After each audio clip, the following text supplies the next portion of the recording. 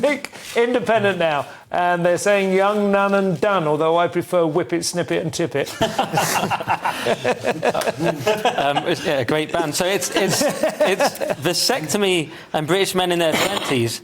Young, none and done. Stop coughing with my punchline. I'm so sorry. That was more of a headline than a punchline, but, you know, it's the same point.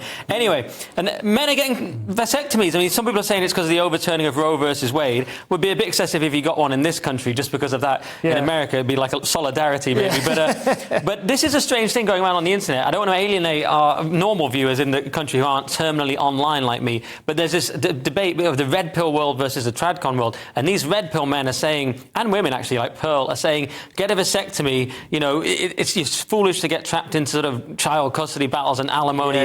Just do the smart thing, get a vasectomy. It's kind of quite a weird subculture that's emerged. But I would say get a vasectomy and free some sperm. I mean, that's a pretty affordable option, and that really is a perfectly reasonable solution. The question is, are they though as reversible as they say? Because sometimes they're not reversible. That's the issue. Hence the frozen sperm. Frozen sperm and ideally reversible. And then I honestly think it's a really good idea, because you're right, you don't want to get trapped. And it's not even a question of, like, maybe there's 1 in 100, maybe 1 in 1,000 women would actually do that or just be careless.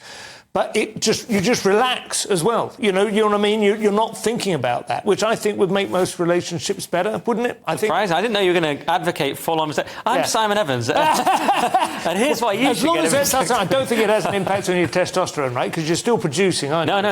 No. It's just the Paul's had 2. But where does it go? Where does it go when it's? If you snipped, it doesn't... It's beyond my medical expertise. Yeah, I don't know. Is there a little... Paul, where does it go? Call in if you know. have you had one of these? I haven't had a vasectomy, no, at all, no. And it feels like a reaction to a problem that only exists for a small number of people. I mean, I'm a big fan of Pearl, but when she says things like... Yeah, she is great. I am.